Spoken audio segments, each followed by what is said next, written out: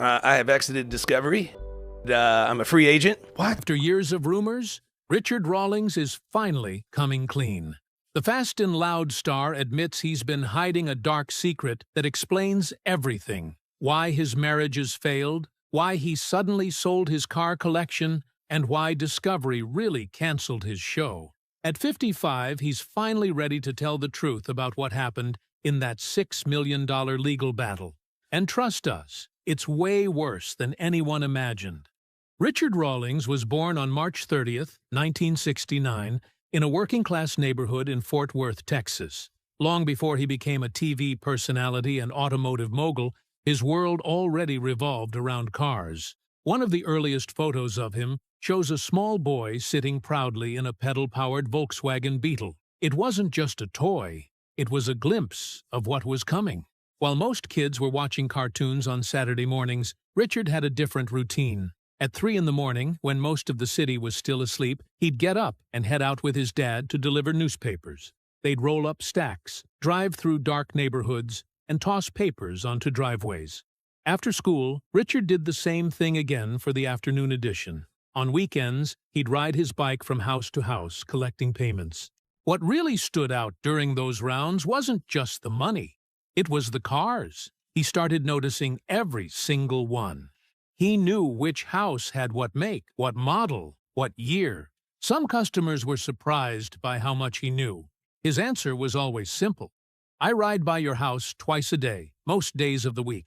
How wouldn't I know what's in your driveway? His father, who worked 2 or sometimes 3 jobs, always made sure he had one thing for himself: a car or a motorcycle. That single toy was his reward, and that lesson stuck. Richard watched and learned, if you wanted something special, you had to earn it. By the time he was 14, Richard bought his first car. It was 1983. The car was a green 1974 Mercury Comet. He paid for it with money he'd saved from years of newspaper routes. Most kids were dreaming about turning 16. Richard was already driving. Well, not legally, but that didn't stop him. That Comet wasn't just a ride, it was a statement. At school, he'd burn rubber in the parking lot, doing donuts just to show what it could do. His classmates still talk about it. Despite the ugly green color, he thought it was the coolest car ever made. Things moved fast after that. By senior year in 1987, he was already on his 3rd car. This time it was a black 1977 Bandit Trans Am. It looked like something straight out of Smokey and the Bandit, and it made him the go-to car guy at Eastern Hills High School. But it wasn't just about showing off. He was flipping cars, too. Buying, fixing, selling. Before graduation, he had already flipped around 20 different vehicles. He made more doing that than most teens earned with part-time jobs. And he wasn't guessing. He had an eye for spotting deals, improving them just enough, and convincing people to pay more than he did. It was the foundation of everything that came later. In the early 90s, when he was just 22, Rawlings faced something much more serious. He was driving a 1965 Ford Mustang 2+2 Fastback, a classic muscle car with the kind of roofline collectors dream about. One night, while cruising through a rough area near Oakland Boulevard in Fort Worth, he was ambushed by carjackers. They tried to pull him out of the driver's seat. Richard fought back. In the struggle, a bullet ripped through his shoulder and traveled down his left arm. He survived. He could have walked away from car culture forever. Instead, it only made him more determined. Between 1988 and 1990, before the tattoos, the fame, or the garage, Richard wore 3 uniforms. He worked as a police officer, a firefighter, and a paramedic, all before turning 21. His dad always said you get a good job with benefits, stay loyal, and retire with a gold watch. Richard listened, at least at first. It all changed in 1988 when he was delivering Miller Lite to a local bar. One of the regulars, who he thought was just another drunk, asked him what he planned to do with his life. Richard mentioned law enforcement, but said he couldn't afford to go to the academy. The man looked at him and said, "Damn it, I'm the mayor of so-and-so city." Within 17 days, Richard was enrolled at the North Texas Police Academy. He served in Alvarado as a cop. Then he became a firefighter in Coppell. He wore multiple hats and learned how to stay calm when things fell apart. Those crisis management skills would later help him in business. But by 25, he needed a change. He sold everything he owned and bought a Jeep. He took off for California, hoping to start something new. Back then, he was clean-cut. No tattoos, no piercings. 6 months later, he came back to Texas broke, with tattoos, pierced ears, and no Jeep. It had been repossessed. He was sleeping on his sister's couch. That low point didn't break him. It focused him. He needed to start something of his own. And that's when he launched Lincoln Press in 1999. It was a printing and advertising company in Dallas. He had no background in printing, but he understood branding. He took out a $100,000 small business loan to get started. Within 5 years, Lincoln Press was booming. In 2004, he offered a Lamborghini Gallardo to the first client who spent $1 million with the company. That stunt worked. The company kept growing. Eventually, he sold it. That sale gave him the money he needed to chase his real dream: cars. When Richard Rawlings launched Gas Monkey Garage in Dallas back in 2002, things didn't exactly take off. The shop was small. It didn't even have running water or air conditioning, and it was built using money from the sale of his earlier business, Lincoln Press. It was a rough start. Rawlings had the passion, but not the resources. Still, he believed in what he was building. So he and his small team hit the road, traveling to car shows, trade events, and rallies across the country, doing whatever it took to get the name Gas Monkey out there. In May 2007, he and his friend Dennis Collins set out to break one of the most legendary records in car culture, the Cannonball Run. The original record, set in 1979, stood at 32 hours and 51 minutes. That was the time it took to drive coast to coast, from New York City to Los Angeles, with nothing but speed on the mind. The record was untouched for nearly 3 decades. On May 12, 2007, Rawlings and Collins decided to give it a shot. They skipped out on the planned Bull Run rally route from Montreal to Key West and instead aimed straight for the record.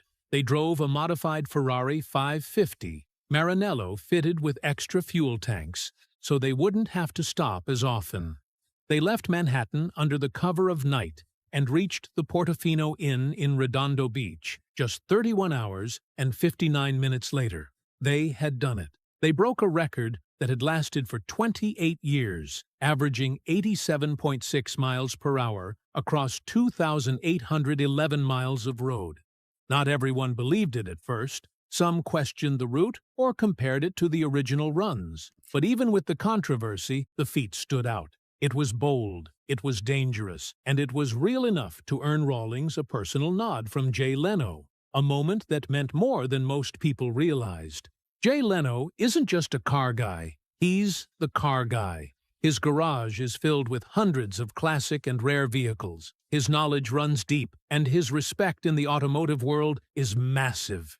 So when Leno recognized Rawlings for breaking the Cannonball Run record, it wasn't just praise, it was a powerful stamp of approval.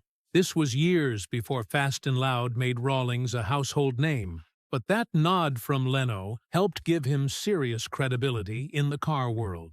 And Rawlings needed that credibility. Between 2002 and 2012, getting Gas Monkey off the ground was anything but easy. He poured every dollar he had into the business. He worked out of a garage with no air conditioning, no running water, and barely enough tools to get by. He had trouble finding good mechanics, struggled to track down the right parts, and had to fight just to keep the lights on. Every project was a risk.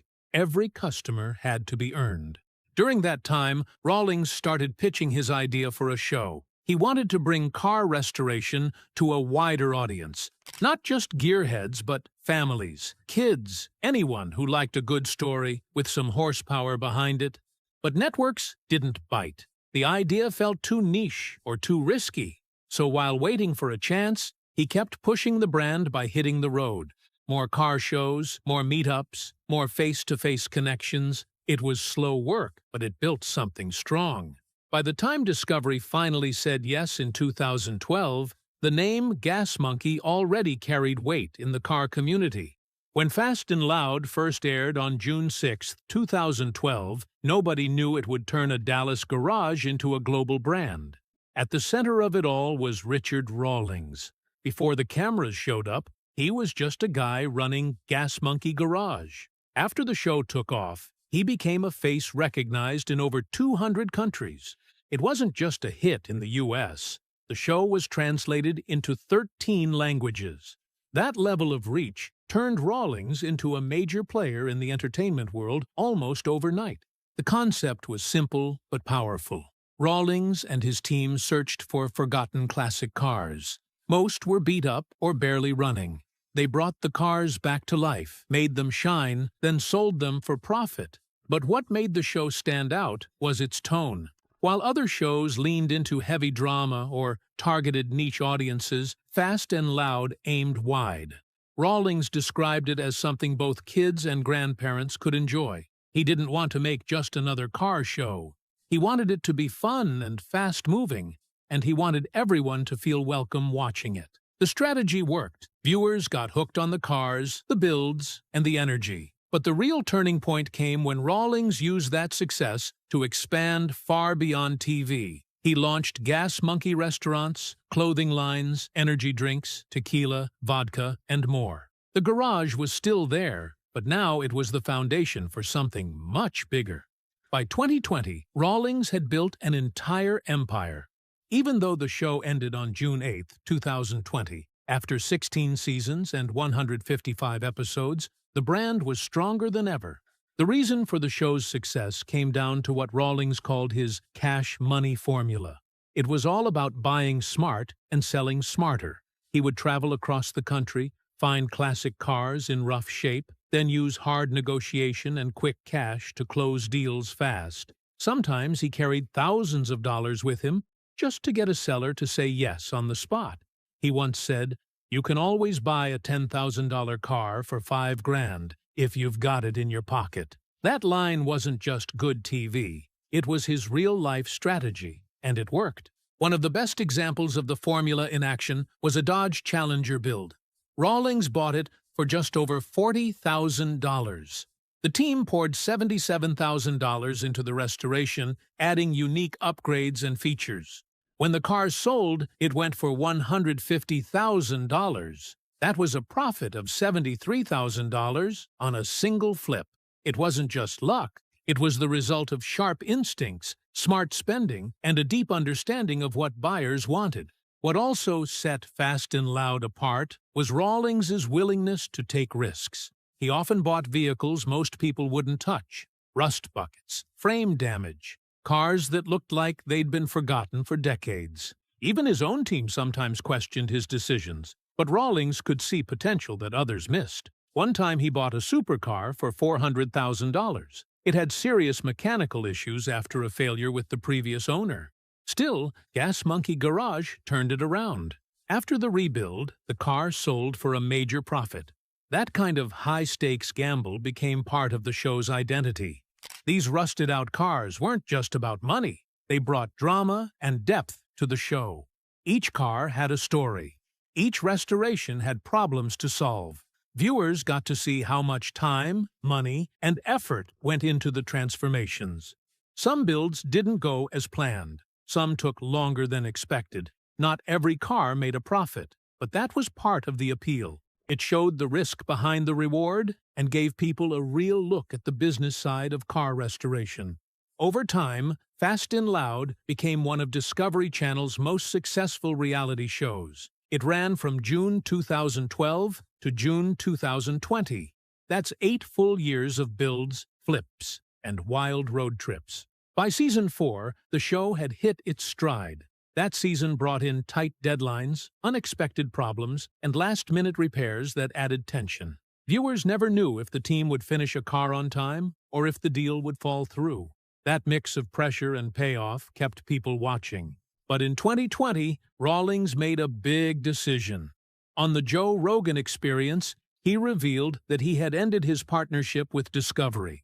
The reason came down to control. He wanted more creative freedom and didn't want to be locked into contracts that limited what he could do next. Leaving the network was a risk, but it also opened new doors. Since then, Rawlings has continued to build his brand through YouTube, new media projects, and the ongoing success of Gas Monkey Garage. Richard Rawlings had already built a name for himself in the automotive world, but in 2013, he decided to take his brand beyond cars and engines. That year in September, he launched the first Gas Monkey Bar and Grill in Northwest Dallas. It was built on the site of the old Firewater Bar and Grill and covered 19,000 square feet. It wasn't just a restaurant, it was part music venue, part bar, and all attitude. The place could hold up to 1,200 people, and Rawlings made sure to bring in real experience to run it. He hired Alex Mendonça, who had managed the House of Blues in Las Vegas, to lead the operation as general manager. David Hollister came in as the culinary manager to shape the food side of things. The venue didn't just open quietly either. 2 days before the official launch, the American rock band Old 97s played the very first live show there. The place had style and energy right from the start. By March 2014, Rawlings was ready to go bigger. He opened a second Gas Monkey Bar and Grill, this time at Dallas-Fort Worth International Airport in Terminal D. It was a smart move. Travelers passing through one of the busiest airports in the country now had a place to grab food, hear some music, and get a taste of the Gas Monkey brand. Rawlings even spoke about wanting a third location outside the Dallas-Fort Worth area. He wasn't just experimenting, he was building something. The bar and grill became more than a restaurant. It turned into a hotspot, where car culture, music, and nightlife came together. Later that same year, in October 2014, Rawlings took things up a notch. Right across the street from the original bar and grill, he opened Gas Monkey Live. It was massive, 38,000 square feet, with room for 3,000 guests. Before Rawlings got hold of it, the place had been Toby Keith's I Love This Bar and Grill. He turned it into a full-scale concert venue built for big shows and big crowds. On opening night, punk rock legends Social Distortion took the stage. From there, the venue started pulling in huge acts and high-profile events. One of the most talked-about moments came in November 2014.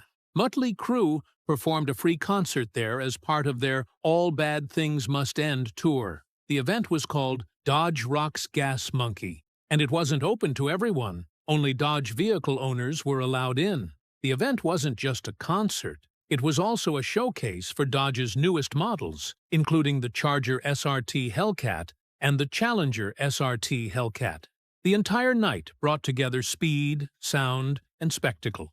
Gas Monkey Live also hosted private events, VIP parties, and corporate functions. It had green rooms and flexible spaces that made it easy to use for more than just music.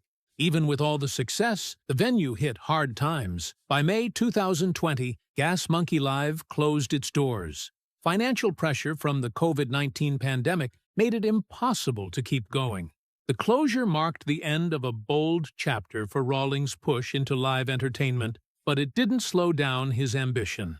Back in 2014, the same year Gas Monkey Live opened, Rawlings became the national spokesperson for Dodge. His face was suddenly everywhere. Commercials showed him behind the wheel, talking up Dodge performance and style. He was a familiar figure from Fast and Loud, and now he was helping Dodge sell cars across the country. One of the most memorable parts of this partnership was the Dodge Rocks Gas Monkey concert at his own venue. It was the perfect crossover. His love for cars, his music space, and a high-profile brand all coming together in one night. The deal helped Dodge connect with car fans while giving Rawlings a national spotlight. His influence in the auto world kept growing. Then, in 2019, he made another move, this time into energy drinks. But instead of building a company from scratch, he licensed the Gas Monkey brand. That way, he kept control of the image without taking on the costs of production. It was a smart decision. Gas Monkey Energy launched with 2 flavors, regular and light. The branding leaned into speed, power, and excitement, the same energy Rawlings brought to everything he did. By January 2025, the brand added a 3rd flavor called Tropical. It had a mix of mango, passion fruit, pineapple, lemon, and honey. It also kept away from high-fructose corn syrup and artificial additives. The drink fit well with the lifestyle Rawlings promoted: bold, fast, and clean. The energy drinks were sold at convenience stores and online. They also appeared at major motorsports events like the Indianapolis 500 and NHRA races. Richard Rawlings has always lived life in the fast lane, but while his career took off with roaring engines and TV fame, his personal life followed a bumpier road. Long before Fast and Loud and Gas Monkey Garage turned him into a celebrity, Richard got married for the first time. It was 1993. He was still trying to find his place in the automotive world. His first wife, Karen K. Grames, came into his life during those early, uncertain days. The two got married that year, but the relationship didn't last. By 1994, they were divorced. The marriage had lasted less than a year. There was no fame yet, no fan base, no spotlight, just a young man chasing a dream, and a marriage that ended before it really began. Not much is known about Karen. She stayed out of the public eye, and their brief time together was never part of the headlines. But that first divorce was the start of a pattern. It showed how hard it was for Rawlings to balance ambition and personal life. The pressure to build something big came at a cost, and that cost kept showing up, especially in the years that followed. In 1999, he tried again, this time with Suzanne Marie Mergel. They got married in Las Vegas, right as Rawlings was starting to make progress with Gas Monkey Garage. Things were beginning to work out professionally, but personally, the strain was still there. His business was growing fast. He was traveling often. After 10 years, the relationship hit a breaking point. In 2009, they divorced. For most people, that might have been the end. But Richard and Suzanne had a complicated bond. In 2015, 6 years after the split, they got back together. They were in Cabo San Lucas, Mexico, and decided to give marriage another shot. It seemed hopeful. A second chance after years of growing and changing. But it didn't last. By March 2019, Rawlings went public again, this time on Twitter, announcing that he and Suzanne were separating. He posted the message on March 11, 2019. It was unusual, but direct. He said that media outlets like TMZ were already reporting on it, so he wanted to be the one to tell his fans. He explained that the decision was mutual. He and Suzanne still cared for each other, but after more than 20 years of being on and off, they had reached the end. That second divorce moved quickly. Suzanne walked away with a financial settlement. Rawlings paid her $300,000 in 2 parts. She also kept her Mercedes SL 450 Roadster. Despite everything, Richard spoke kindly about their time together. He said they had shared something real, even if it didn't last. 2 marriages, 2 divorces, the same person both times. It said a lot about how hard it was for him to make personal life and public life fit together. Then came Katerina Deason. Her name made headlines for another reason. She had previously been married to Darwin Deason, a Texas billionaire who sold his company, Affiliated Computer Services, to Xerox for $6 billion. Katerina had spent years in that world. Private jets, super yachts like Apogee, and a lifestyle built around unimaginable wealth.